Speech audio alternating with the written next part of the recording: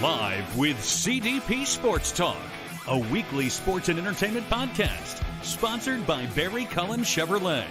Live on YouTube, Facebook, Twitter, Twitch, and LinkedIn. And on audio via Apple Podcast, Google Podcast, Spotify, Anchor FM, iHeartRadio, Amazon Music, Radio Public, and TuneIn. Now, here's your host, Chris Palme.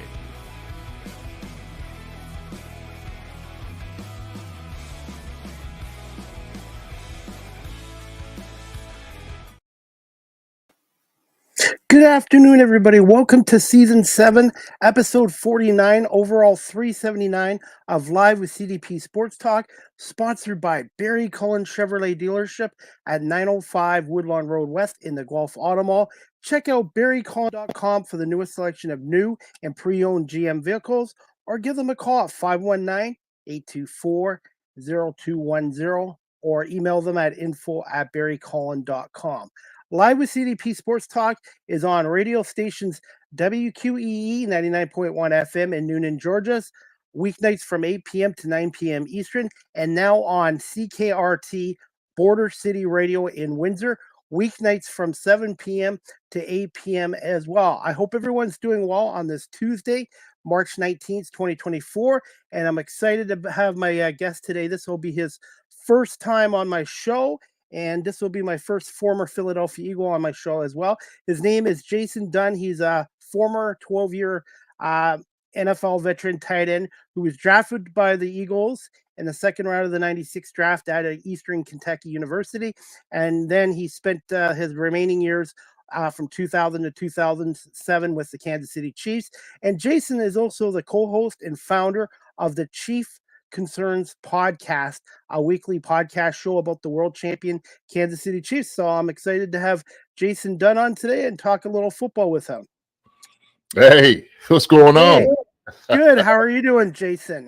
I'm doing wonderful. I'm looking at your Eagles hat. I got my Kansas City hat on, so I'm wondering if I should turn my hat around backwards or, and even then you get to Kansas City, but, I leave it as it is. I just want people to know that I'm still an Eagle fan, and Eagle is my first love, my first heart, being there, coming up there in the city of brotherly love.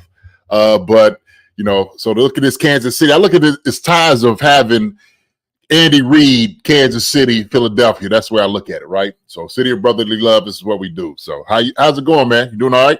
I'm doing good here, and I'm excited because the Canadian Football League will be starting up their training camp in May. I do media work for the Toronto Argonauts, and then after the CFL starts up, July NFL training camp starts. So football is not that far away, and I'm excited about what the Eagles have done so far in the offseason, and I really think this Eagles team next year hopefully can get back to the Super Bowl after they kind of had a bit of a disappointing end to this season. Yeah, I do too, man. They've been making some moves that have been in the past couple of years that have been setting them up for success.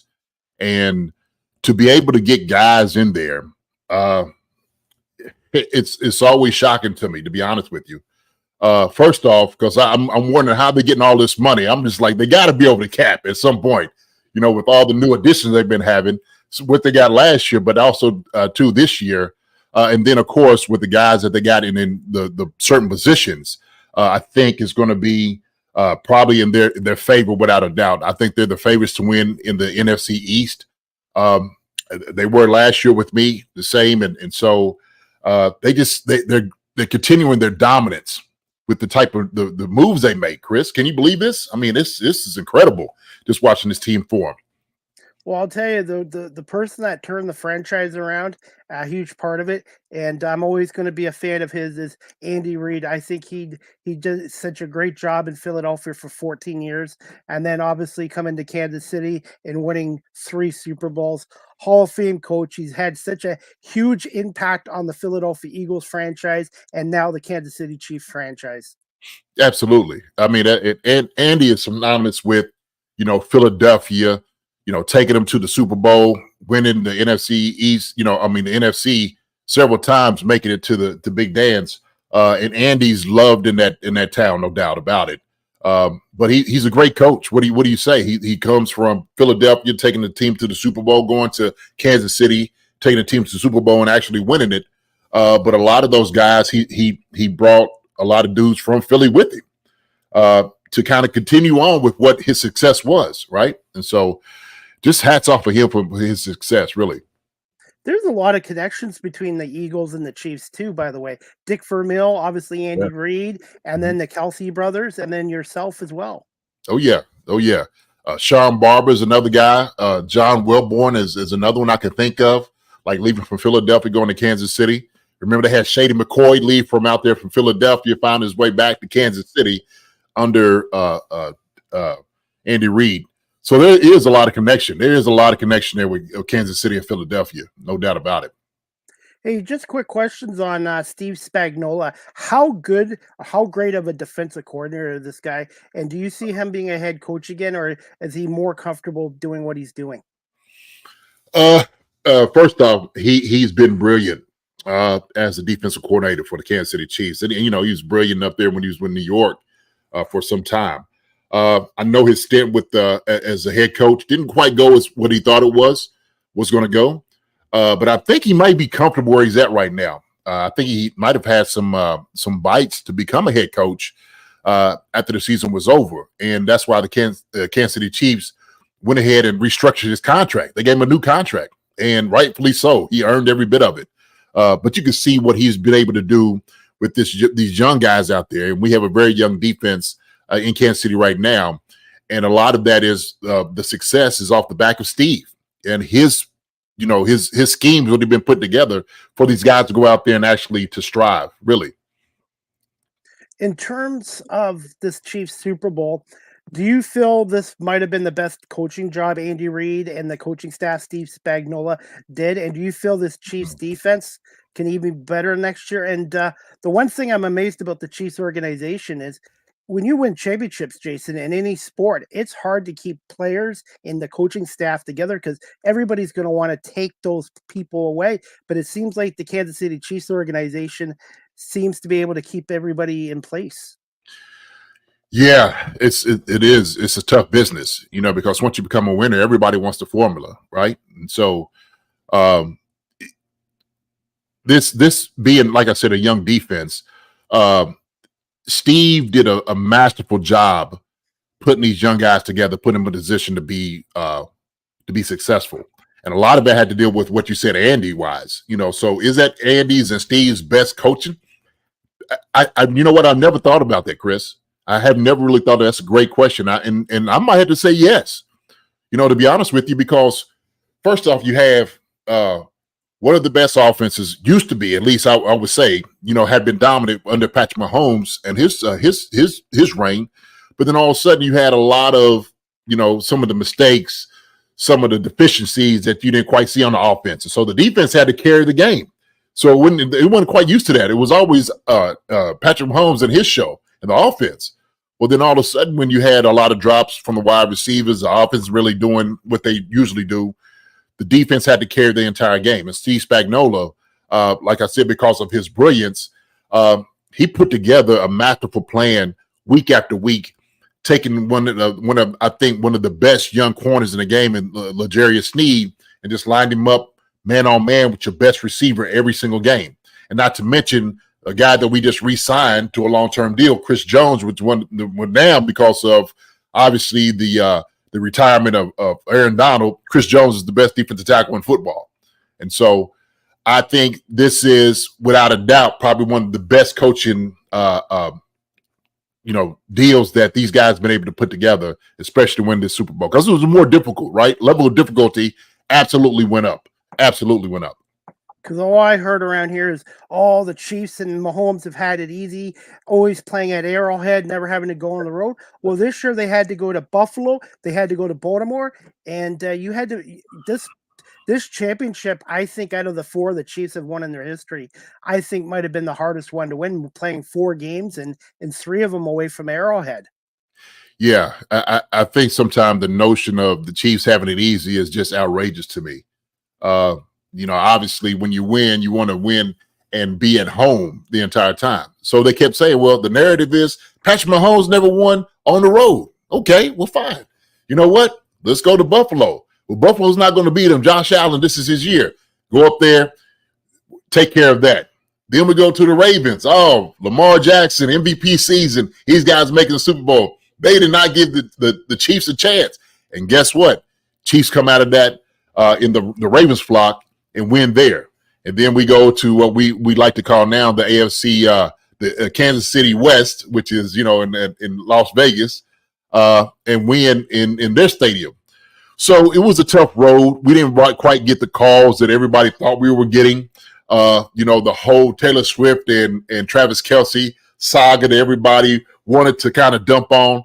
Like all those things I think kind of helped in our favor. And these guys, they really went through a lot of adversity to get to where they were and to win the Super Bowl, man. So I think they earned every little thing on it. They didn't really get a lot of help from anybody else. But the things that Patrick Mahomes wanted to prove, I think he proved it this past year. And if it wasn't for a Cincinnati rally a couple years ago, the Chiefs could have gone to 5 straight Super Bowls. And to me, right now, this team is a dynasty. And I feel if they can stay healthy and still keep that hunger next year, but you just never know with the injuries in football, Jason. I think the Chiefs have a very good chance of three-peating. And I wanted to get your thoughts on that. And is Steve going to be back with the Chiefs? Yeah, yes, he definitely is, and I do believe that these guys are in a prime position to three-peat. We just now acquired Hollywood Brown, Marquise Brown from Arizona, a very speedy, fast wide receiver, almost in the same vein of like Andy Reid had up there with Deshaun Jackson. Okay, a guy that can take the top off the defense, can stretch the field, run any route that you possibly want him to run. And he's actually going to have a really legit quarterback. Not that he didn't have it in Lamar Jackson, but when he got to Arizona, there was guys that was hurt. Kyler Murray was hurt during the time. So he had other guys that was throwing to him. So no consistency there. But I think this year coming up, the Chiefs are still the favorite because they really hadn't done it. If you look at them during free agency, they acquired 2 guys, Hollywood Brown and Irv Smith Jr. That was it. That's it. Everybody else is intact. And I know there's been a lot of speculation as far as what's going to happen with L'Jarius Sneed. Obviously the Titans and the Colts are looking after it, to see if he can get a long-term contract. We don't quite know. But the main thing that we wanted to do was get our number 1 guy on defense shorter for a long time, and we've done that at Chris Jones. So I think it is in their favor. I would say in the AFC, the Chiefs are on their side, I'm probably winning it. And on the East side, I'm always going to say on the NFC, the Philadelphia Eagles is going to be the other team. I love that. I just love when, obviously a guy who played for the Philadelphia and Kansas City, having that Super Bowl, it was a win-win situation for me. For me, it was tough because I really love the Chiefs. I respect them and Andy Reid, obviously, and Travis Kelce. But as for the Eagles, they lost a couple key guys this year too. Obviously, Jason Kelce, who's a Hall of Fame center, and Fletcher Cox. So those guys are not going to be easy to replace. 2 legends like those guys. It's not. But what I do know about Howie's going to find somebody in the draft, probably address it. They got everything else around them. They got wide receivers, the guards and the tackles are solid as ever. The defense is going to be something I think is going to be, it's going to be a heavy hitter for people to contend with. But Jason Kelce, you're right, man. It's hard to replace a guy, a Hall of Fame career, to make the impact that he did. If you can just get, I don't know, Chris, 50% of that, 75% of what Jason Kelce gave, you should be fine. So, any rumors about Travis Kelce retiring, or do you think you see him playing for a couple more years? I do. I see Travis probably playing for at least 2 more years. You have it for at least 2 more. And just seeing Jason kind of retire, and Jason will tell him, he's going to let him know, like, look, man, maybe retirement is what I thought I was cracked up to be. But Travis, I do believe, is still relatively young, still relatively healthy, and he enjoys the game. He's still passionate about it. And so he said so in the interview that he's going to be there for a couple of more years. I know for a fact that he's definitely going to look for this three-peat. If he doesn't get it this year, he's going to look for the following year to probably make it as well. So arguably one of the best tight ends to ever play the game. Doesn't mind solidifying his legacy with a couple more years playing in the NFL. Thoughts on Irv Smith Jr. and also getting Brown from the Cardinals, and do you see Brown being a number 2 receiver? And thoughts on the young rookie Rice as well? I do. I kind of in Andy's system. I don't want to call it like one of your typical systems where you do have a number 1, number 2. The good thing about him and Patrick Mahomes is he likes to distribute the football to everybody, whoever's open. Now, I always say this, that his number 1 receiver is always going to be Travis Kelce, okay? He's a tight end. But then, of course, Rashid Rice, who was able to come out and absolutely just show what he can do, all his possibilities, is going to probably be working to be like that prototypical number 1 wide receiver. But Marquise Brown, we know he's going to catch 70, 80 balls with Patrick Mahomes. And I think the reason he took the 1-year deal is because he was hoping to get a whole lot of volume thrown his way. So we'll have to see how everything is going to work out. But I know Rashid Rice, Marquise Brown are the 2 guys that's going to be the number 1, number 2, however you want to rate them for the Chiefs this year. All right, that gets to my next question. Overall assessment on this Chiefs playoff run with wins over Miami and minus 30 temperatures at Buffalo, Baltimore, and then being a very good San Francisco 49er team, and again, trailing by 10 points. And I think Mahomes' 3 Super Bowl rings, every game he's trailed by 10 points at some point into the game. Yeah, and this is, I think, is the Patrick Mahomes effect. This is where he's good at, his magic, if you will, that he didn't get rattled. He's one of those guys that is just calm, cool, and collective in every situation. And he's shown it in his playoff run. He really did. And so you had to start out with Miami and Tyreek Hill coming to Kansas City. Thank God it was in the cold weather, right? Because, fast guys kind of get negated the speed of it, especially in the cold weather. And like I said, we talked about the defense doing a masterful job against Waddle and Tyreek Hill. Darius Sneed did an amazing job. Tua wasn't as effective as we thought he was going to be. And so they went ahead and dismantled them. Buffalo run was going to be a little bit more tougher. And we knew because of Josh Allen and his propensity to take off running, it's going to be hard to stop him, keep him in the pocket. But our guys showed up. Our guys started making plays. And, of course, they were talking about Travis Kelce slowing down. Well, he just showed you why he was one of the best tight ends to ever play the game. And he went up there and had a great game against them, Rashid Rice as well. A young guy that we haven't quite talked about yet, Isaiah Pacheco, the running back. Yes. Okay? Isaiah Pacheco is an incredible guy that gives you a lot of spark. That's what, this offense this past year through this playoff run was sparked by Isaiah Pacheco. And so he runs hard, he runs angry. He does the piston run with his legs. Everybody talks about, but I think his productivity during the playoffs was one of the things that brought the Kansas City offense over top. Going to Baltimore, we know Baltimore is going to be a hard game to win, but you know what? Lamar Jackson is somebody that you have to corral, and I think they did a great job of that. They talk about going around from the running game against the Kansas City Chiefs, but when you go up, Patrick and those just jumped on them out early, forced them guys to throw the football, and I think it to their detriment probably helped them more. And then, of course, they talk about San Francisco 49ers in the Super Bowl. That game in itself, man, was all the way down to the wire, got to the end, and then we had to go into overtime. Now, we could talk about the overtime rules and how they thought about it, where they didn't know anything about it. But this is, we talked about the magic of Patrick Mahomes again, coming out and just winning. And Andy Reid calling a masterful game. I mean, this is what he's good at the time of just getting the ball in the hands of guys. Corn Dog, I think, was maybe the play call he called it, where he scored with McCall Harmon in the corner. So he's just a brilliant guy, man, just calling games. But this is the Super Bowl run that they needed to have, really. Hey, Jason, I wanted to get your thoughts since they had on here. Thoughts on them, San Francisco taking the ball first in overtime. I thought it worked out better for Kansas City, in my opinion. It did. And you know, people are on either side of this argument, Chris, to be honest with you.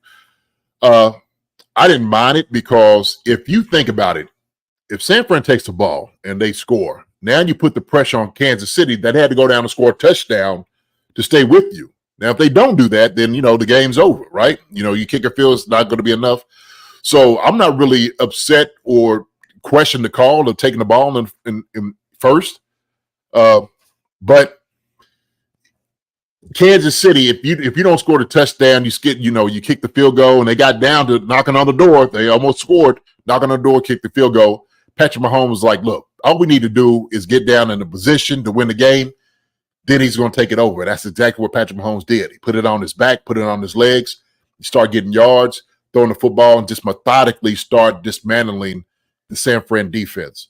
But yeah, man, the overtime rules is overtime rules, whatever it is. And to be honest with you, I didn't even know them. I didn't know they changed it. So they're not the only ones. San Fran's not the only ones that didn't know they changed it. I didn't know they changed it because I explained it to my daughter when she was asking me overtime rules. I was like, well, no, look, if this happens, then, you know, the game is over if they score first. Well, I was wrong.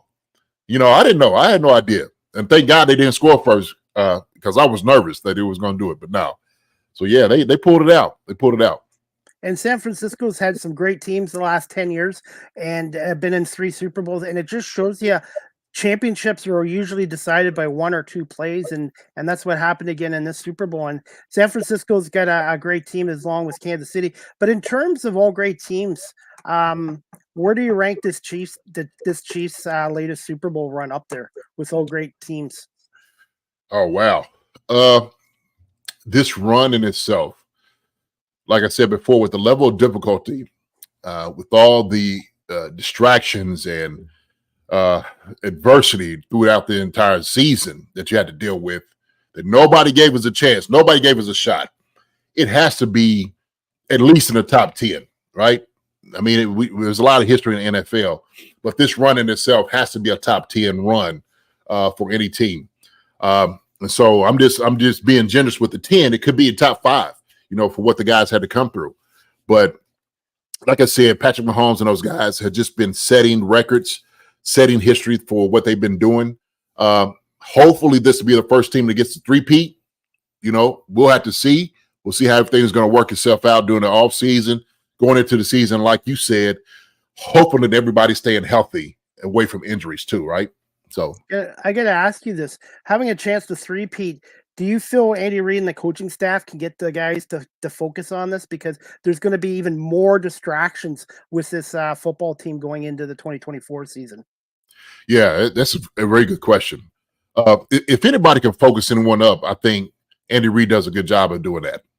He has an unbelievable way of communicating to the players about kind of the main thing is the main thing. Don't get too high, get too low about any game. When you go in, you make sure that we just take care of what we need to take care of. That's it. Don't have to do more than we ask you to do, but make sure you go in, keep your focus on what we have to do to win the football game. And there's no better coach that you would want in that position than an Andy Reid. The only other guy I think that may be right up there with Andy was Bill Belichick, as far as keeping guys focused, keeping guys humble, keeping guys, modest in what they're doing and their success. But he has a great staff with Spagnuolo. Also, Spags is doing a great job of letting those guys, what is required of those guys, especially mentally going into a game. So, yeah, I think Andy's going to be able to carry those guys over just because of the guy that he is, the coach that he is, to get them to a victory, the three-peat. Just quick thoughts on Bill Belichick, and do you see him ever coaching again in the National Football League at some point? I had this conversation with somebody the other day. Unfortunately, I don't think so. I think this might have been Bill's last hurrah, just for the simple fact that, you have more of a youth movement coming on now in the coaching, and Belichick has a different style. And so sometimes the writing's on a wall and you want a guy to go out successfully. But I think when him and Tom Brady broke up, that little relationship might have put him at a disadvantage. But Bill, his legacy is cemented in the NFL. Nobody's going to be able to change that. One of the greatest coaches ever, if not the best coach, arguably what people will say. But I do think that his time in the NFL is done. I think, at this moment, he's getting in his 70s. If he's not 70 now, close to it. I think he's like 68 or something. Hey, enjoy your time. You have all these Super Bowls. You've submitted as one of the best coaches ever in the game, right? Take your time, enjoy your family, enjoy your time. Sit back. If you want to be involved in maybe upper management, sure, that makes a lot more sense, right? Sort of like Pete Carroll did. But as far as coaching, I think that time is done with Bill. And as for Andy Reid, you see him continuing to coach for a few more years. And do you find that Andy's kind of changed his coaching style a little bit over the years, coming from Philadelphia to Kansas City as well, to relate to the players even more? I think I have. I actually had Andy when he first got up into Philadelphia, and you could tell he was just trying to learn all the ropes of everything as being a head coach. And sometimes that transition to getting younger players means you got to, make concessions for younger guys, the thought process, right? And he does a great job of that. I think he has a timeless coaching style because what he does is he actually listens to his players. Okay, as crazy as that sounds, he actually listens to the players, and he gets the best out of them because he can relate. He played the game. He can talk to them in a language that they understand. As far as like, hey, look, I'm on your side. I'm on your team. We could do all these things together. Not to mention, he hires an incredible staff around him. Okay, which a lot of the guys that he hires are like former players. So when you have guys that play the game who are speaking your language, they can talk to you about, hey, man, this is the things that we need to do to be successful. Andy does that and conveys that message really, really well. But I think Andy will be a head coach as long as Patrick Mahomes is there, I think for at least another 3 years, at least another 3. By the way, here's a little fun fact about Patrick Mahomes. I'm a Detroit Tigers fan, and they drafted him in 2014. And it'd be interesting to see if Mahomes and Tom Brady, who was drafted by the Montreal Expos, would have been good Major League Baseball players. I think Patrick Mahomes definitely had that in his blood, obviously from his father. Thank God both of these guys decided to play football as opposed to baseball. I know that's a little bit hard to track, but it would have been interesting. It would have been interesting. I didn't know that about Tom Brady. I had no idea he got you said drafted by the Montreal Expos in 1995 as a catcher. Wow. That's incredible. Hey, and I'm an Expos fan. A lot of people don't remember the Montreal Expos. This younger generation, they don't even know them. I had a vintage hat that I was wearing. Somebody's like, who was that? I'm like, the Expos. And they looked at me like I was crazy. And I realized this is a younger guy. He just don't know who the Expos are, So, no. Go ahead.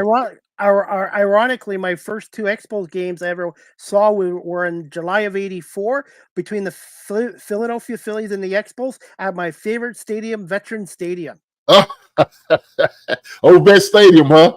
Wow, that's amazing. Yeah.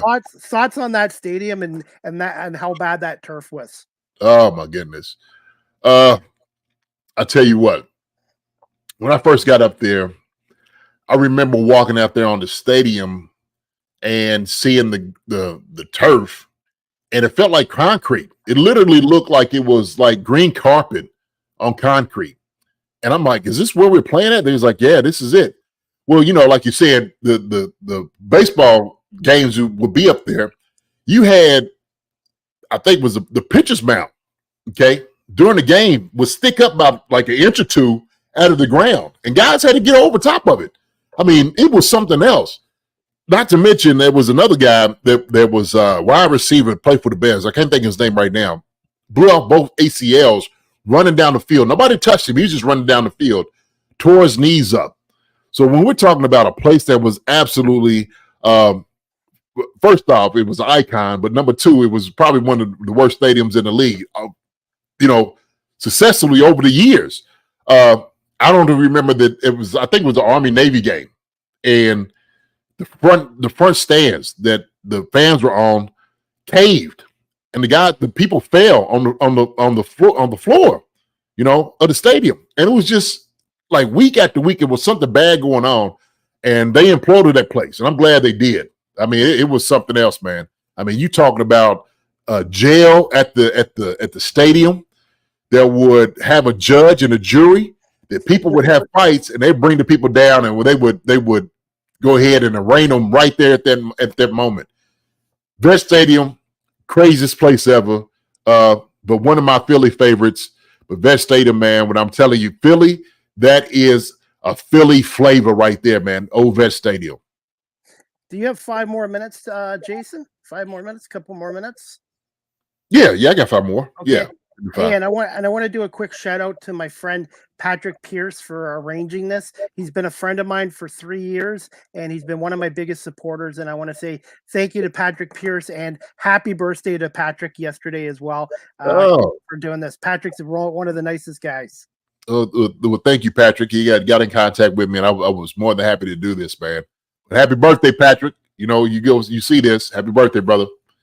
Absolutely. Hey, with the Eagles, just quick thoughts on Jeffrey Lurie, who bought the team, I think, a couple years before you were drafted there, and Merle Reese. And you played with a rookie in '96 that was just drafted behind you, and he's in the Hall of Fame.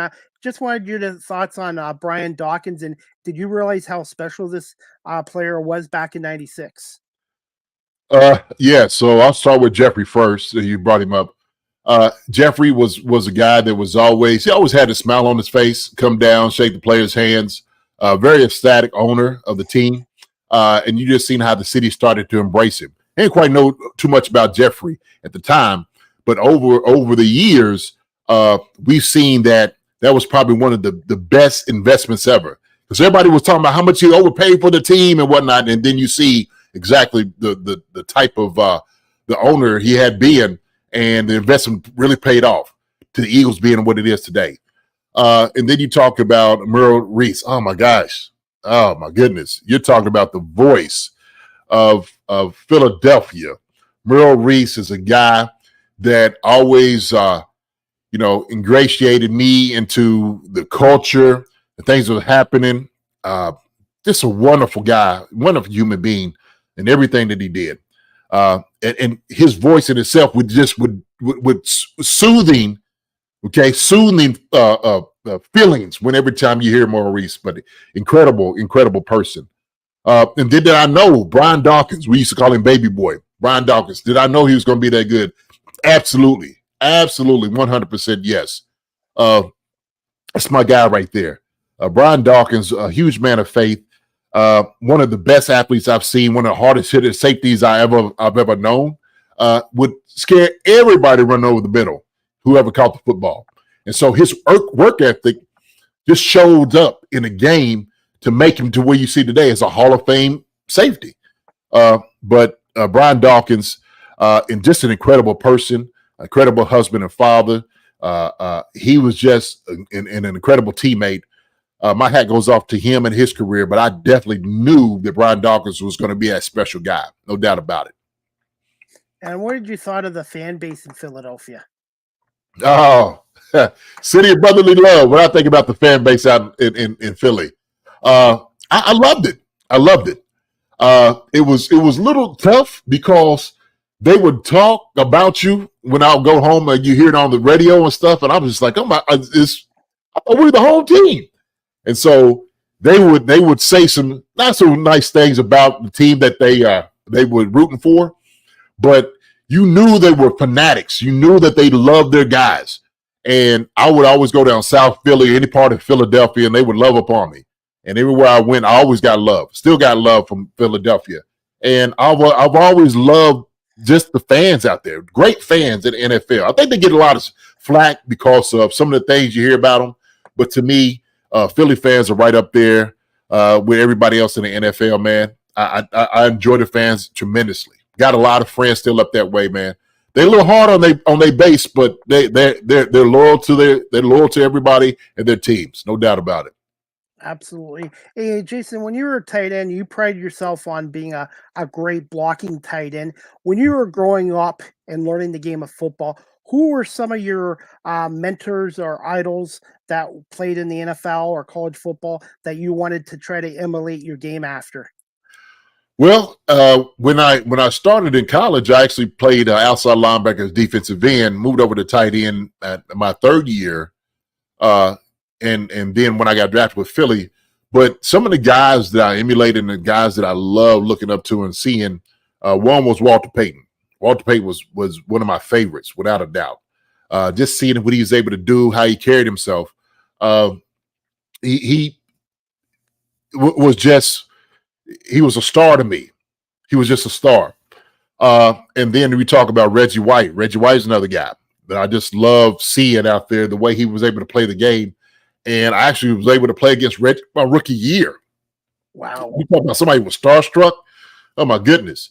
I mean, I absolutely a fan. And I think I called him Mr. White after one play, shook his head and called him Mr. White. So it wasn't a Reggie or anybody else. It was Mr. White to me. And so those two guys I know for me was the two top dogs that I always watched. Okay. Those are the two guys I always watched. But, I was also a big, baseball fan, basketball fan. So when I think of football wise, emulating, I always just wanted to kind of be the best. And so Dr. J was another guy from Philly that I loved back in the day. Huge Dr. J fan. But yeah, man, these guys I talk about, I think a lot of kids just love. And not only just what they showed on the field, but also off the field, show their character a lot. And that's what we need more in the sport, more character people, to be honest with you. Question for you. Who I think I know the answer, but who do you find is the best all-around blocking tight end in the National Football League? Obviously Travis Kelce, but are there some others out there that you really like their games? You talking about now? Yes. If I had to say blocking tight ends now, Kittle comes to mind. He does a tremendous job. The guy in Pittsburgh does a wonderful job too. Let me see. I'm trying to think who else does a really good job. We just got one in Irv Smith. Irv Smith could block. He does a good job. Obviously, Mercedes Lewis, Mr. Thomas. He's a guy that's been, folding up defensive end and linebackers for years to come. I don't even know if he's going to be playing this year or not, but I think he's probably on year 18, something like that, if not more. But those guys, I know for a fact, do a tremendous job of blocking. I would say that's probably one of those arts that has lost. Travis Kelce, to me, showed a lot about his blocking this past year. He loved getting his nose dirty, grinding it up, mixing up with guys. And so I think people don't talk about that part of his game enough. But he does a good job being blocking too. Do you feel tight ends should be paid like wide receivers for the work they do? Absolutely. 100%. Or at least it should be that big of a discrepancy in what their pay is, right? So you're looking at wide receivers getting 30 million, tight ends getting more like 14, 15 million. To me, it's just crazy. Especially when you start seeing guys like, Laporta, Hawkinson, my man Andrews, Travis Kelce. Like, you can't have a successful offense without having a good tight end. Okay? You just can't. And these guys are catching 80 balls a year, 80 to 100 balls a year. You should pay the guys like their production, right? That's how I look at it, Chris. If they're producing that many catches, they should get paid for those many catches. And so you're paying these wide receivers an exorbitant amount of money. Tight ends should be able to get somewhere close to that, at least, I think, in pay. Have you ever thought about in the next few years writing your book about your career and about tight ends and how valuable they are to an offense? Oh, man. I've had people come to me and ask me about writing a book. And it hadn't really hit me yet to do that. And I'm just like, I don't know if as far as there's going to be a market for it, but you know what? I may have to really explore that a little bit more. The thing is, I don't know quite what to say. If I want to do it more, just kind of a biography, or if we want to talk, like you said, tight ends and how important it is to the game, that may be something I might be willing to do, Chris. It might be something that people might want to read. Definitely. And thoughts on Rob Gronkowski, and where do you rate him in the old-time great tight ends? Obviously, Tony Gonzalez to me is Yeah. one of the greatest, if not the greatest. But in terms of greatness, where do you rank Gronk? Gronk has to be probably my top 5 guys. Definitely in the top 10, no doubt, of all time. There's been a lot of great tight ends out there, but Gronk, just for his sheer dominance, probably has to be in the top 5 for me. So this is how I go for my rank. Okay. I always say Tony because of his longevity, 17-year career. Obviously, he wasn't really a passing league, but what he was able to do, get double, triple team. I have Tony as number 1. Travis is right there with him at number 2. Number 3 probably has to be Kellen Winslow, or even I had to say maybe Shannon Sharp. Okay. Right there with one another, and Gronk is probably in that conversation. It's 5th or 4th, if, at least for me, and then it's everybody else after that. So, and it's good tight ends in that category, just to name those guys. So, and Buffalo's got a good tight end in Dalton Kincaid. I think he's going to be good for many years. And Sam Laporta. Iowa seems to be one of the better schools for developing tight ends because George Kittle came from there as well. That is, to me, tight end university. I was tight end university. And so those guys understand it. It's good to know when you get there to the school, like these guys came before you. So I think guys are pressured like, hey, man, you got to be good. You better be good when you come out of here. But yeah, Sam Laporta, Dalton Kincaid, Kittle, all amazing guys, physical guys. That's what I love about them too. They're physical, not only just physical, but athletic as well. And so we're starting to see like at least that position try to transition to being more athletic and physical at the same time. They had it with me during my time, but I think we were regulated to a little bit more blocking as opposed to pass catching and stuff now. So, as a tight end, what was the hardest part of learning being a tight end coming from college to the National Football League? So like I was saying before, it's probably the blocking, to be honest with you, Chris. Okay. Yeah, the blocking was probably the hardest part because you just had bigger defensive ends. You had grown men out there that you had to block.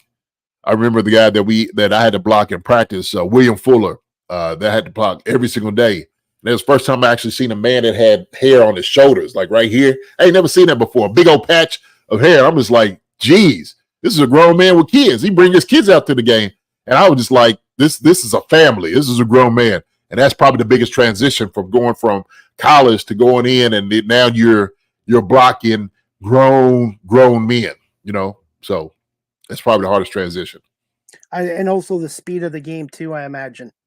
Speed of the game, yeah, absolutely. But when we talk about the physical part of it, is something that either you got it or you don't. You're either going to sink or swim with the physicality of the game. And that goes into the longevity of it as well. So the speed is something that you adjust. It takes some time to get to adjusting to. But after you start figuring out, like, okay, I played football all my life. This is something I can do. Everything, you start reacting to things a different way. So that takes some time. But the physicality of it, getting hit in the mouth every single day is a whole different thing, man. If you're not used to that, and like I said, getting beat up from bigger guys and stuff, then you're not going to last that very long in the NFL. Okay. And Jason, we'll wrap this up. I just wanted to bring this up here. How did you come about starting up your weekly Kansas City Chiefs podcast, the Chief Concerns with Marcus Dash and Eric Warfield? Yeah. So my co-host, Marcus Dash, who's just an incredible guy all the way around, good people. Marcus reached out for me to do one of these, like an interview, just like this. Talking about the Chiefs, and I did an interview with Marcus, and I think he did an interview with Eric at a different time. And then Marcus just reached out and said, hey, man, what do you think about doing a podcast with me? And at the time, I'd never really entertained it. And I said, you know what? This would be pretty fun. And so here it has been, I think, 2 years, and we've been carrying this thing, Chiefs Concerns, to where it is today, having a great following. Eric Warfield, who was with us, who's not on the show anymore, but he still gives some input on some things, still, a part of it as far as, still giving his support Love Eric to death. Played with Eric for 7 years. That's one of my brothers, man. Like I said, love him to death. So we talk consistently, probably every single day on Texas. But that's how we came about coming to Chiefs Concerns, is having to talk about some football and Chiefs with former players. And I think nobody does it better than we do, coming out there on the podcast. And we just look for more people to come out there to really see what we can do, man. We really start giving some good stuff out. And we engage with our fans. That's another thing. We engage with people coming in, commenting. We talk to them. But we really have a very good following, a very loyal fan base. And I just enjoy it. I enjoy doing it with Marcus every week. Did it with Eric too. And I'm just looking to grow, Chris, every single episode. I'm subscribed now, and I listened to your latest episode yesterday about tight ends. I thought it was great. And I guess you record once or twice a week approximately? We do. So we do Mondays and Wednesdays. And then we had to do something like if something special comes out, we'll get up on the pod and start talking a little bit, running our mouth somewhat. But we do it Mondays and Wednesdays, 8 p.m. Eastern, 7 p.m. Central. And so come and see us. Come out, and if you got some people want to come and check out a new podcast, by all means, come out and check us out. We enjoy to have you come in and join the family, man. Come and join the family. And is it on Apple, Google, all those audio platforms? Yeah, we do. We have Apple, obviously Spotify, and we do, of course, this video like it's on YouTube to come out. Plus, we've been signed with Bleacher Report for the past year during the season, so you can catch us on Bleacher Report as well. So that's where we've been growing, man. It's been a blessing, absolute blessing for us. And finally, Jason, and I apologize for keeping you over half an hour. Sorry, I apologize, but thank you so much. Can you just tell my audience a little bit about your volunteer work and starting up Dunn for Kids Foundation and your work with the Salvation Army, and how can people help out if they're in the Kansas City area watching this? Yeah, Dunn for Kids Foundation is something I started with my family a number of years, about 2003. It was just kind of to address, having kids benefit from, having good manners, doing some wonderful things out there, character building. But I started with my family here in the state of Kentucky, and I just took it out there to Kansas City.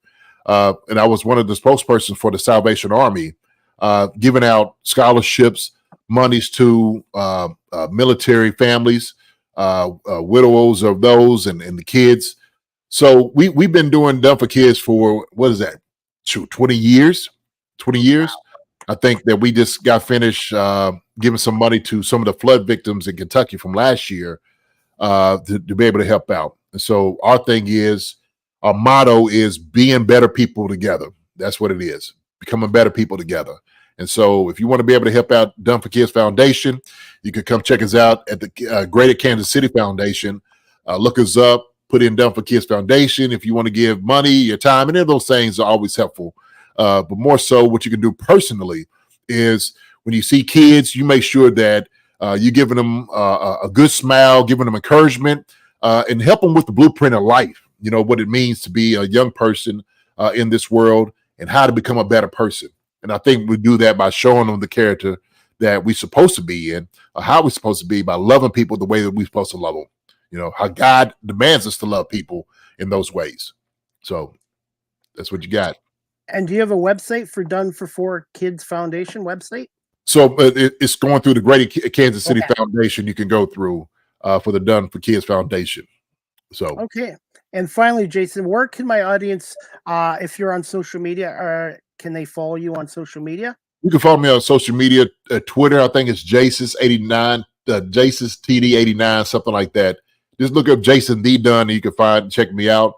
Obviously, I'm on Instagram as well. I think J Dungeon Dog is my Twitter Instagram handle, and I think I'm on TikTok, but I don't quite my TikTok. I'm still trying to figure those things out. I'm not on TikTok as much, but Instagram and Twitter is the one that you can find me probably the most on those. So okay. Well, and I'm on TikTok too now. I joined it 3 years ago, and I'm in a new career at 52, and I'm just trying to prove to people that age is just a number. And TikTok TikTok can be a great tool. Hey, Jason, I'm going to let you go. I want to say thank you so much for coming on here today, and to Patrick Pierce for arranging this. And you have an open invite to come back on my show again in the future and maybe talk a little more about the Kansas City Chiefs and your football career and your coaching career as well. Oh, well, Chris, man, I thank you for your graciousness, man, and extending your hospitality. Thank Patrick for me if he's listening to this. Thank you, Patrick, for hooking us both up. So two guys can get out here and just talk some ball, talk some shop. But I do appreciate that, Chris. Same as well, man. Please come to our show and join anytime, brother. Love to have you. All right. Definitely. And I need to get back to Kansas City. The last time I was there in 2015, there was a tornado and a flood. Oh. And I did get to see Arrowhead Stadium, but I didn't get to go in there. And I'm hoping to get back to Kansas City at some point in the near future, and even attend a Chiefs game, as long as they're not playing the Eagles. Well, awesome, man. Awesome. It may be a good game, though. With the Eagles, be a great game out there. It's a great rivalry, and hopefully maybe next year, fingers crossed, Philly and Kansas City can do part 2 of the Super Bowl. There you go. All right, Jason. Well, thank you so much for coming on. Have a great rest of the day, and I'm looking forward to listening to your shows going forward now. All right, Chris. Appreciate it, my brother. You do the same now. All right, take care. And thank you again. Thanks, Jason. All right. Bye-bye. Bye. All right, guys, that was season 7, episode 49 today with former NFL tight end, 12-year veteran, Jason Dunn from the Philadelphia Eagles and the Kansas City Chiefs. And I want to say thank you again to my friend Patrick Pierce, who's a former broadcaster, sportscaster in Kansas City, who's now out in San Diego, for arranging this with Jason Dunn as well. And before we wrap this show up, guys, I was covering a National Lacrosse League game the other night in Buffalo at the KeyBank Center between the Buffalo Bandits and the Toronto Rock. And I was there at the end of the game to do a post-game interview with one of the Buffalo Bandits star players, Dane Smith, who's from Kitchener, Ontario. And this is courtesy of the Buffalo Bandits YouTube channel, but I did get to ask Dane a few questions as well. Man, that was fun to watch. Was it fun to play? So fun. Those games never get old, right? Big rivalry, obviously, and playing in front of thousands and thousands of fans, especially at home, it's that much more special. They're a great team. We're a great team. We both don't like each other, and that's what's fun about it. What does it say about your teammates being down? It was an up and down game, and you guys never let up. What does it say that they pretty, as John called it, a 60-minute effort tonight? Yeah, you know what? We talked about it early. It's a game of runs. We knew it was going to be a physical game. You knew there was going to be lots of penalties called.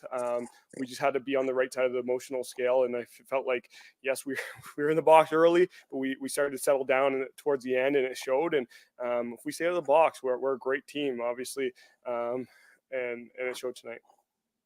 This just felt, Dane, especially in the fourth quarter, like it was a defining moment maybe for the whole season when playing the best team in the league and you guys are hanging around 500 and you vault up a little, you're back in the pack. Did it feel that way to you? Yeah, I mean, everybody's talking about Toronto. They're a great team, and we know they're a great team, but so are we. And I told the guys last game, we're not the Bandits from last year, but we're still a good team. And we just got to find our roles and find a different way to win, because we could also be at the top. We won those close games last year. We lost them this year, and we just got to keep building all those momentum games. We got to. It's gonna be a hard couple road games coming up here. Yeah, they're below us in the standings, but that doesn't mean anything. Those are the harder games to win, and we got to just keep climbing. Did it feel like there was kind of an energy shift after McKay goes down that late in the third quarter, and then you come out and the runs start flowing for you guys? Yeah, I mean, it's huge. You know what? Farrell, obviously, he was sick this week and even yesterday, and he came in and he battled. That's all we can ask for him, and win those key draws at the end. And then obviously our transition, like you said, Mickey had a big goal for us. We had a few other transition goals, and we were preventing their transition. They have a great transition team. Yeah, I felt like we could have shot a little bit better. Rosie played really good, but you know what? It's a great character win. been looking at Paul Dawson on defense playing for your entire career, I assume. Now he's on your side. What was your reaction? You know what? It's awesome. He's a veteran guy that we need back there. We have a lot of younger guys this year on the defensive end, and he brings a big presence. Obviously, he's a big guy, but on the penalty kill, he's blocking shots. The first thing I did was text him when he made the team. I said, welcome to the team, but we want you to play your game and we want you to be vocal. I know it's not easy getting traded to a team. I know he's been in the league longer than me, but I wanted to make sure he understood that he's a leader on this team, and guys are going to listen. And it just showed tonight. I feel like defensively we were a lot tighter. We were a lot more aggressive, and we were doing the right things. What was said at halftime when you're down 9-6, and how big of an impact has Matt Vince been coming back? It's huge. Obviously, there's not much said and at halftime. We know we have to make a little bit of adjustments. We know we need to put the ball in the net a little bit more. We didn't have the ball much in the first half because a lot of penalties. And then obviously Vino's Vino. He makes those key saves.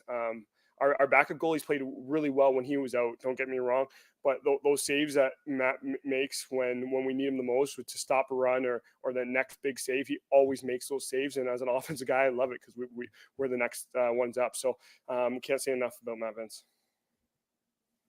No time for a letdown with even 3 road games coming up, because every game counts now. Every game counts. We're going to get a little bit closer. We haven't really had many road games this year.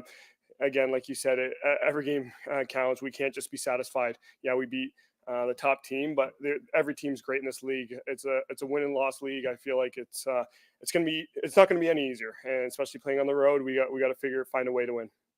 James, on the road, you're 2-4 so far. What's the biggest thing you'd like to get fixed for next week, especially if Kansas? I think fresh starts. I think great starts. It's easy to get up when there's thousands and thousands of fans cheering for you when you score a goal, or even when we win a face-off. So it's pretty cool. So we just have to create our own momentum, and obviously Farrell helps a lot because we get a lot more possessions. We just got to stay out of the box, like I said, and play our game, and we just can't be too high, too low. Thanks. Okay, guys, that was courtesy of the Buffalo Bandits YouTube channel. Please subscribe. The Bandits coming off a 14-12 comeback win against the Toronto Rock. They've beaten the Rock now 8 out of the last 9 times in Buffalo, and the Bandits are now 7-6. The Toronto Rock are 11-3, but the Bandits are 2-0 against the Rock. Hell of a game there. Over 18,000 fans at the KeyBank Center. If you've never been to a game there, check out bandits.com or get down to the KeyBank Center, or follow the National Lacrosse League at NLL.com. The Bandits this week are on the road for the next 3 games, 3 weeks. And tonight, this week, Friday night, 8 o'clock at Panther City. You can listen to the game on the Bet, 15:20 a.m. with John Gerkler, or on ESPN Plus as well. So that's going to be another tough game for the Bandits, being a road game against a desperate Panther City team as well. And in that game, Dane Smith, the Kitchener, Ontario native, had 3 goals, 4 assists, 7 points for the Bandits, and Josh Byrne, 2 goals, 5 assists, 7 points for the Bandits as well. So again, the Bandits are 7-6, and they're on the road against Panther City this week, then at Philadelphia, and then at Colorado. The Buffalo Bandits' next home game is Saturday, April 13th at 7:30 at the KeyBank Center against the Calgary Roughnecks as well. Speaking of lacrosse, my next live with CDP Sports Talk by BarryCullen.com or Barry Cullen Chevrolet here in Guelph is going to be Thursday, March 21st at 8 p.m. Eastern with my special guest, his 3rd appearance on my show, Brian Shanahan. He is the brother of Brandon Shanahan, NHL Hall of Famer, Maple Leaf president.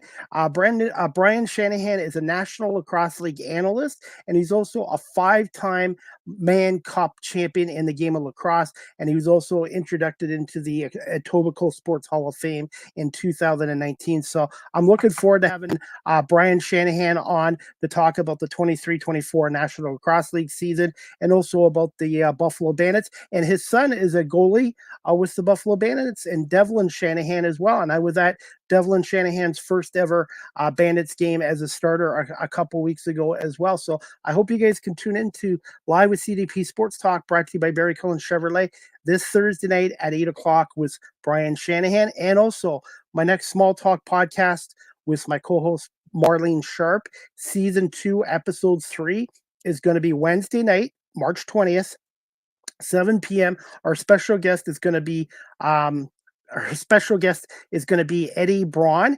He is a ESQ, a personal injury attorney lawyer out of Sherman Oaks, California. So we're going to be talking to Eddie about his law firm and being a personal injury attorney and why he went into that profession as well. So hope you guys can tune into the Small Talk podcast again Wednesday, March 20th at 7 o'clock with Marlene Sharp and myself with our special guest, Eddie Braun, ESQ, personal injury attorney out of Sherman Oaks, California as well.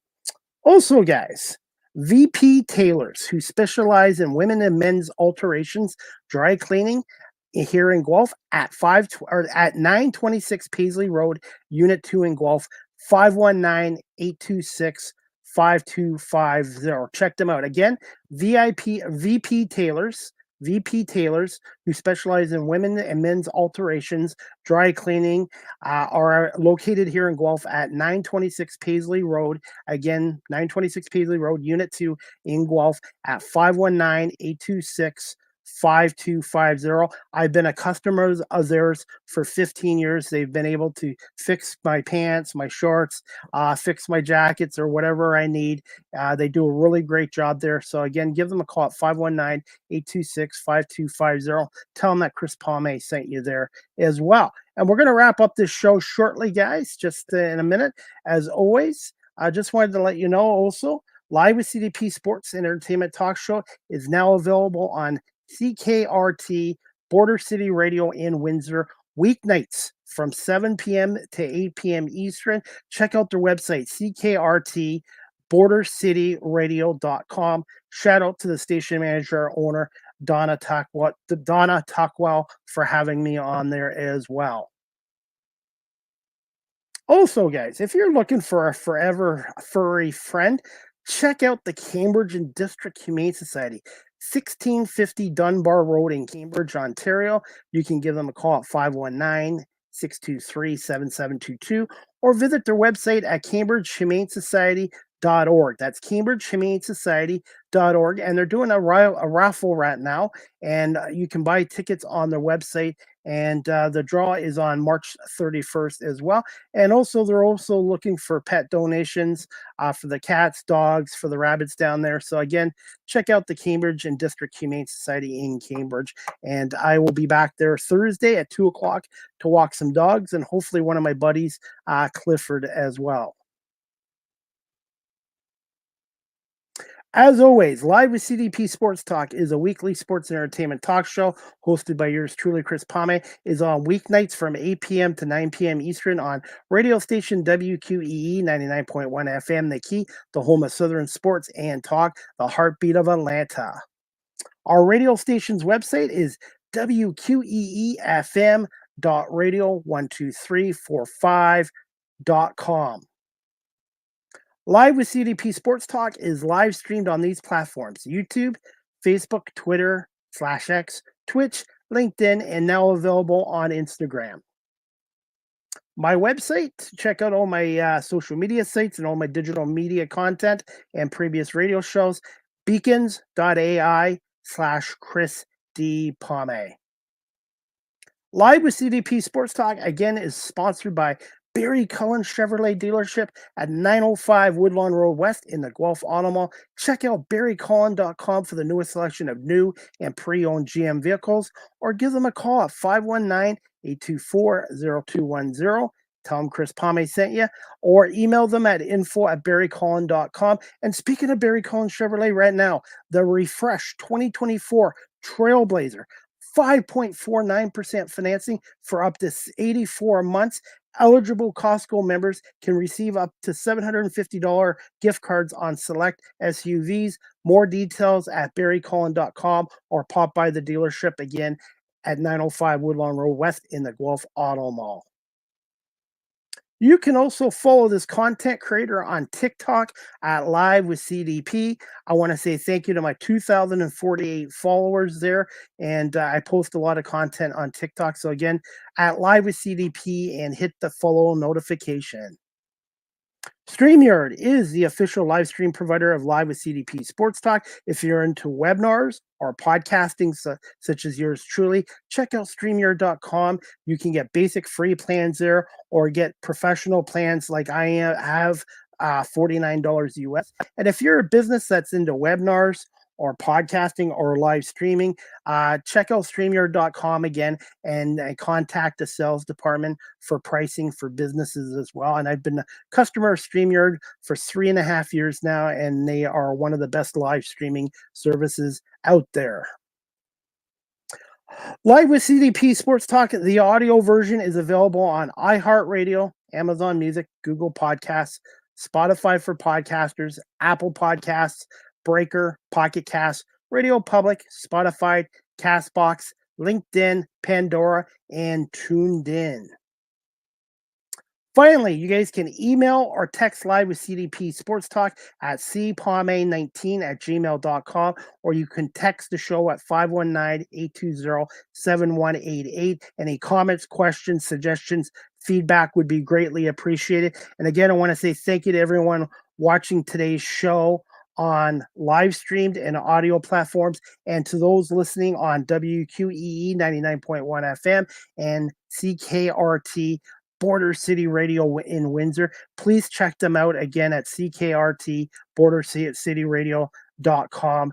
They play some classic music from the 70s, 80s, and 90s, and they have some other podcasts and radio shows there as well. And it's a great station, and I'm glad to be a part of it. And that's about it. Again, I want to say thank you to my guest, Jason Dunn, a former 12-year NFL vet who played for the Philadelphia Eagles from 1996 to 1999, and with the Kansas City Chiefs from 2000 to 2007. And he's the co-host and founder of the Chiefs Concern podcast. You can check out their website at chiefconcerns.com. Their website is chiefconcerns.com is their website, and they're on all platforms, YouTube, Apple, Spotify as well, as they talk about the weekly going-ons with the Kansas City Chiefs, the world champions, and the National Football League as well. I hope everybody has a great rest of the afternoon, and you guys can tune into Season 2, Episode 3 of the Small Talk podcast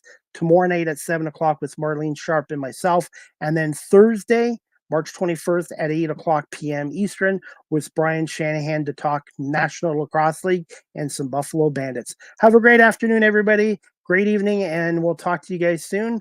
And thanks for watching Live with CDP Sports Talk. Again, brought to you by Barry Cullen Chevrolet here in Guelph.